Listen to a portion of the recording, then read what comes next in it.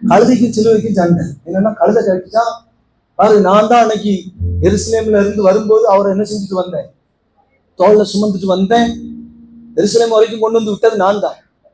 ஆனா ஒன்ன மேலதான் ஏத்தி அவரை கொண்டாங்க. நான் வரும்போது கூட நல்லா ஓசனா ஓசனான்னு புகழ்ந்துட்டு வந்தாங்க.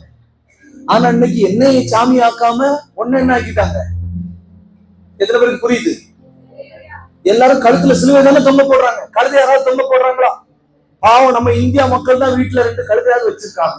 என்னை பாரு யோகம் வரணும். அல்லேலூயா. ஆனா நீங்க கிறிஸ்தவங்க என்ன செய்ய மாட்டேங்கிறீங்க? கழுதை வைக்க மாட்டேங்கிறீங்க. கழுதையை கட்டி தொங்க போடுறீங்களா? யாராவது கழுத்துல சிலுவை தானே போடுவீங்க. கல்யாணம் ஆனா கூட என்னதான் போடுவீங்க?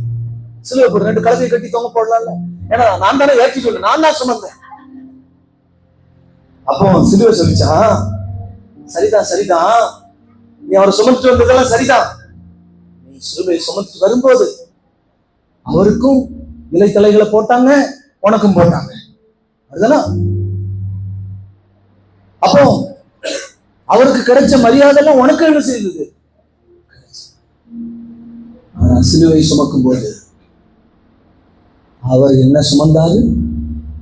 நான் அவரை சுமந்தேன். ஃபர்ஸ்ட் அவர் என்ன சுமந்துட்டு போனாரு, அப்புறம் நான்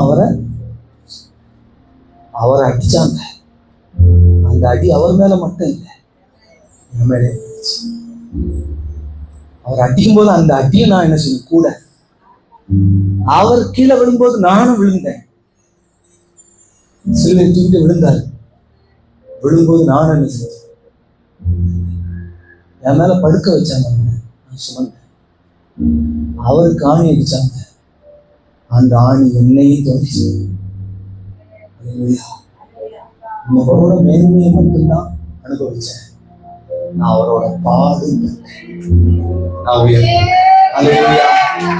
அவரோடு பாடுபட்டோமானால் அவரோட உயர்த்தல். அல்லேலூயா. எனவே பாடுபடுகிற கர்த்தருடைய பிள்ளைகளே, நீங்க சோர்ந்து போகாதுங்க, நீங்க சோர்ந்து போகாதுங்க.